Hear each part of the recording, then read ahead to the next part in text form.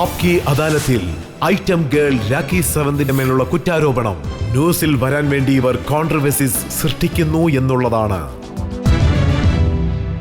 രാഖി, താങ്കളെക്കുറിച്ച് ഇങ്ങനെയാണ് പറയാറുള്ളത്, അതായത് താങ്കൾ ന്യൂസിൽ വരാൻ വേണ്ടി ഇങ്ങനെയുള്ള കാര്യങ്ങൾ എന്തൊക്കെയോ ചെയ്യുന്നു എന്നുള്ളത്. താങ്കൾ കോൺട്രവേഴ്സി ഉണ്ടാക്കുന്നു. അതുകൊണ്ട് ഫിലിം ഇൻഡസ്ട്രിയിൽ താങ്കളെ മിർച്ചി സാവന്ത് എന്നാണ് എല്ലാവരും വിളിക്കുന്നത്. ഞാൻ ഒരു ഉദാഹരണം പറയാം. താങ്കളുടെ സഹോദരൻ ഒരു ഫിലിം എടുത്തിരുന്നു. ആ ഫിലിമിലും താങ്കൾ ഡാൻസ് കളിച്ചു. താങ്കൾ ആ ഡാൻസിൽ ധരിച്ചിരുന്ന വസ്ത്രത്തിൽ കോയിൻസ് ഫിറ്റ് ചെയ്തിരുന്നു.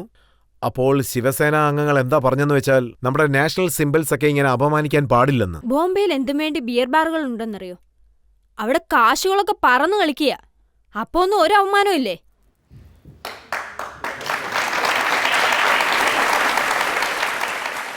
ഞാനാണെങ്കിൽ കോയിൻസ് ഒക്കെ എടുത്ത്, എന്റെ ബ്രദർ ആണെങ്കിൽ എന്റെ കോസ്റ്റ്യൂമിന്റെ മേളിൽ അതെല്ലാം ഓരോന്നോരോന്നായിട്ട് ഒട്ടിച്ചു വെച്ചതാണ്. ആ പടത്തിന്റെ പേര് ഹോട്ട് മണി എന്നായിരുന്നു. താങ്കളെ വെച്ച് വീഡിയോ എടുത്താലും ശരി, സിനിമ എടുത്താലും ശരി, അവിടെ ഹോട്ട് എന്നുള്ള വേർഡ് എങ്ങനെയാണ് വരുന്നത്? താങ്കളുടെ സഹോദരൻ എടുത്ത സിനിമയുടെ പേര് ഹോട്ട് മണി എന്നാണ്.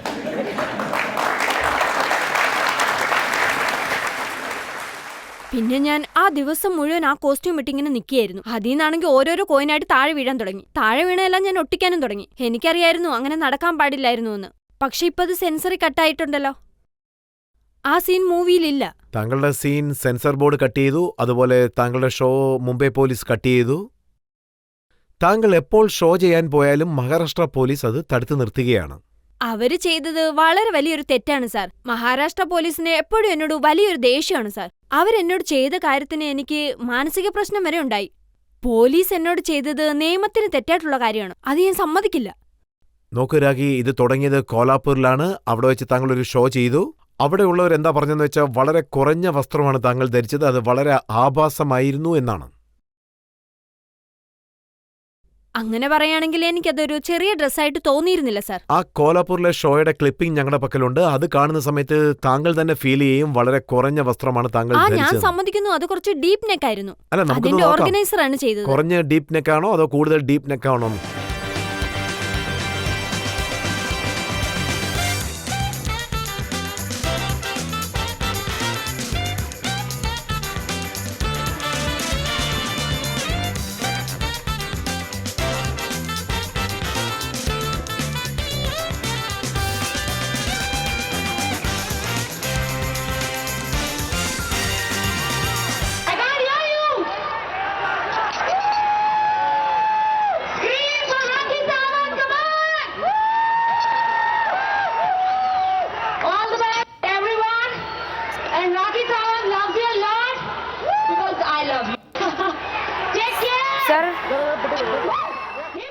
ഇപ്പൊ ഇതെങ്ങനെ ഡിഫെൻഡ് ചെയ്യാൻ പോവാണ്? വളരെ ഡീപ്പല്ലേ അത്? സാർ, ക്യാമറമാൻ മനഃപൂർവ്വം എന്നെ മാത്രം സൂം ചെയ്തിരിക്കുക. അദ്ദേഹം മനഃപൂർവ്വം അവിടെ മാത്രം സൂം ചെയ്തിരിക്കുക.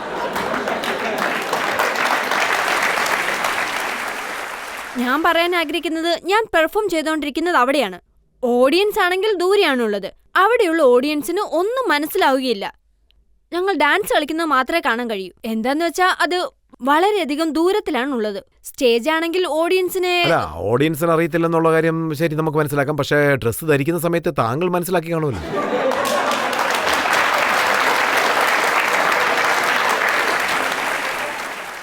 ഞാൻ സമ്മതിക്കുന്നു, ഞാൻ നേരത്തെ പറഞ്ഞിരുന്നല്ലോ അത് കുറച്ച് ഡീപ്പ് നെക്ക് ആയിരുന്നു എന്ന്. പക്ഷെ ഞാൻ വീണ്ടും പറയുന്നു, ആ കോസ്റ്റ്യൂം ഞാൻ പറഞ്ഞിട്ട് ചെയ്തതല്ല. ഹേവാർഡ് 5000 ബ്രാൻഡിന് വേണ്ടി ഞാൻ ഷോ ചെയ്തുകൊണ്ടിരുന്നപ്പോ അവരാണ് ലെഹങ്കയും പിന്നെ ജാക്കറ്റും.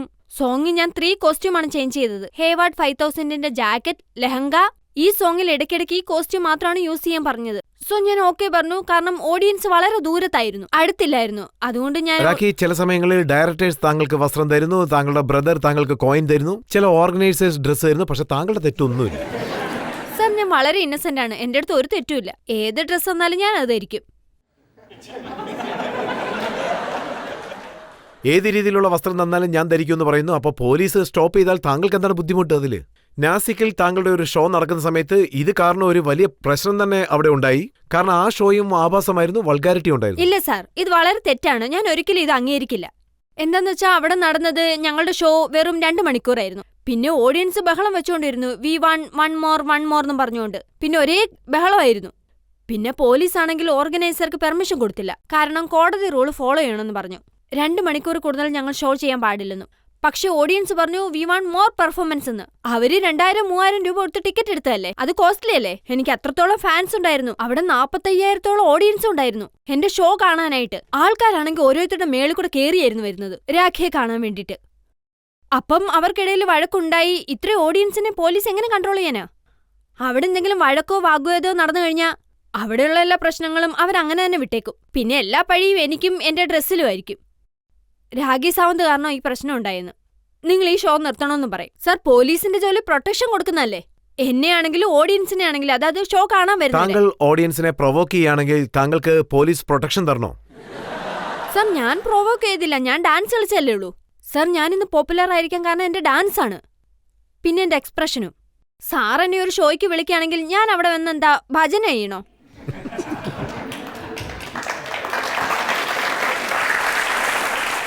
സാർ, എന്നെ ബുക്ക് ചെയ്യുന്നത് ഒരു ഐറ്റം ഗേൾ ആയിട്ടാണ്. പിന്നെ രാഖി സാവന്ത് ഒരു ഐറ്റം ഗേൾ ആണെന്ന് എല്ലാവർക്കും അറിയാം. നിങ്ങൾ അവരെ ഷോയ്ക്കല്ലേ വിളിക്കുന്നേ? സർ, ഓഫ് കോഴ്സ് ഒരു 15 മിനിറ്റ് ശ്വാസം എടുക്കാതെ ഡാൻസ് കളിച്ചുകൊണ്ടിരിക്കുമ്പോ കണ്ടിന്യൂസ് ആയിട്ട് ഡാൻസ് കളിക്കുമായിരുന്നു. സോ ഞാനൊന്നും ശ്രദ്ധിക്കാറില്ല ഞാൻ കുനിയുമ്പോ ക്യാമറ എവിടെ ഫോക്കസ് ചെയ്യുന്നുള്ള കാര്യം. ഞാൻ ഡാൻസിലാണ് ശ്രദ്ധിക്കാറ്. അതുകൊണ്ടാണ് പോലീസിന് തോന്നുന്നത് ഇതുപോലെയുള്ള ഡാൻസ് ഒക്കെ. പോലീസ് വിചാരിക്കുന്നത് ഞാൻ വളരെ ഹോട്ടാണെന്ന്. ഹോട്ടാണെങ്കിൽ ഹോട്ടാണ്. അവരെന്നെയും പ്രൊട്ടക്ട് ചെയ്യണം, പബ്ലിക്കിനെയും പ്രൊട്ടക്ട് ചെയ്യണം. പക്ഷെ അതിനുവേണ്ടി എന്റെ ഷോ നിർത്തിവെക്കണോ? പബ്ലിക്കിനെ പ്രൊട്ടക്ട് ചെയ്യാൻ വേണ്ടിയാണ് താങ്കളുടെ ഷോ സ്റ്റോപ്പ് ചെയ്യുന്നത്. അങ്ങനെയൊന്നും ഒന്നുമില്ല സർ. സർ, ഞാൻ എഴുതി തരാൻ തയ്യാറാണ് ഈ കോർട്ടിൽ. ഇനി മുതൽ പെർഫോമൻസിന് പോകുമ്പോൾ ഷോർട്ട് ഡ്രസ് ഇടാതെ എപ്പോഴും ഫുൾ ഡ്രസ്സിലായിരിക്കും പോകുക എന്നുള്ളത്. ഈ വൾഗാരിറ്റി, ആഭാസം താങ്കളുടെ ഷോയിൽ മാത്രം എന്താണ് ഇത്രയധികം? ഇല്ല സാർ, എനിക്ക് അതിലൊന്നും ഒരു വൾഗാരിറ്റിയും തോന്നുന്നില്ല. ഓഡിയൻസിനും അങ്ങനെ തോന്നിയില്ല. നമുക്കിപ്പോ ഓഡിയൻസിനോട് തന്നെ ചോദിക്കാം, താങ്കളുടെ ഈ വൾഗാരിറ്റിയെക്കുറിച്ച് അവർക്ക് എന്തെങ്കിലും പറയാനുണ്ടോന്ന്. ആരെങ്കിലും ചോദിക്കൂ. അവിടെ കൽപ്പന ചൗള, മേധാ പാട്കർ, അരുന്ധതി റോയ്, നമ്മുടെ ഇന്ത്യൻ സ്ത്രീകൾക്കെല്ലാം ഈ ലോകത്തിന്റെ മുൻപിൽ പ്രശസ്തി വാങ്ങിക്കൊടുത്തിരിക്കുന്നു. എന്നാൽ നിങ്ങളുടെ വൾഗർ പാട്ടുകളെല്ലാം അവരുടെ പേരിന് കളങ്കം വരുത്തിയിരിക്കുന്നു. ഇതിൽ നിങ്ങളുടെ തെറ്റ് എന്തുമാത്രം ഉണ്ടെന്ന് പറയാമോ?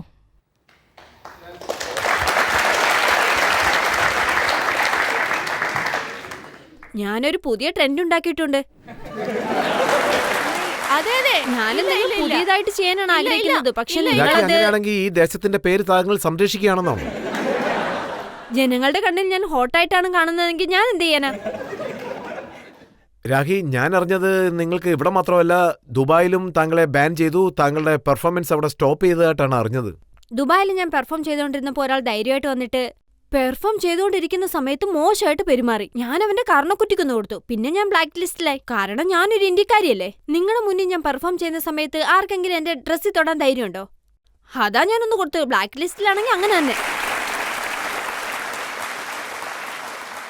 അപ്പൊ താങ്കൾ എന്താണ് പറയാൻ വരുന്നത്? പക്ഷെ സാർ, പിന്നെ അവൻ എന്നെ വിളിച്ചിരുന്നു കേട്ടോ, ഷോ കാണാൻ വേണ്ടിട്ട്. അതിനുശേഷം ആരും ദേഹത്ത് കൈവച്ചിട്ടില്ല കേട്ടോ. ഇപ്പൊ താങ്കൾ ജനങ്ങളോട് എന്താണ് പറയുന്നത്? താങ്കളുടെ മേൽ ആരോ കൈവച്ചു, അതുകൊണ്ട് അടിച്ചെന്നാണോ? പക്ഷേ ഞങ്ങളുടെ കയ്യിൽ ഒരു ക്ലിപ്പുണ്ട്. അതിൽ ഒരാൾ വന്ന് താങ്കളെ കിസ് ചെയ്യുന്നു, താങ്കളും തിരിച്ച് കിസ് ചെയ്യുന്നുണ്ട്. പക്ഷെ അവിടെ അടിയൊന്നും നടക്കുന്നില്ല കേട്ടോ.